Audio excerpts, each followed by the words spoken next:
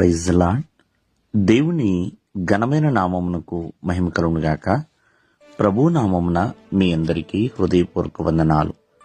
ఈ ఉదయకాలము దేవుని వాక్యాన్ని విందాం. హెబ్రీలకు రాసిన పత్రిక 12వ అధ్యాయము 17వ వచనము.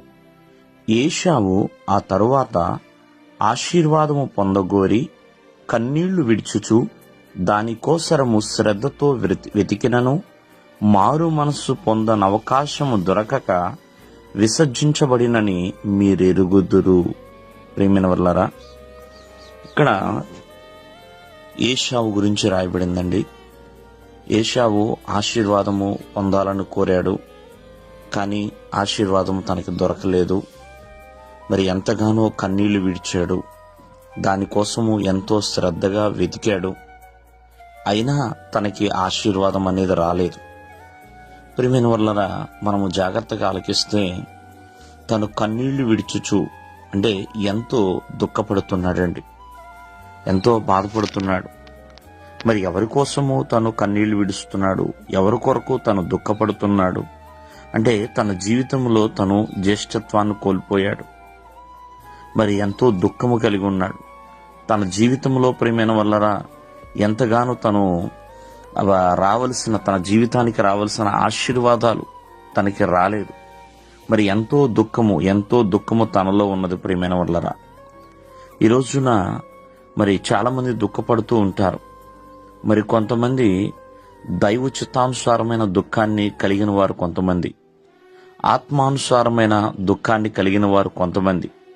మరి ఇక్కడ ఏశావు మాత్రము శరీరానుసారమైన దుఃఖాన్ని తను కలిగి ఉన్నాడు. ప్రియమైన వాళ్ళరా, ఎందుకంటే తను కలిగి ఉన్న జ్యేష్ఠత్వము ఆశీర్వాదము తను కోల్పోయి ఉన్నాడు.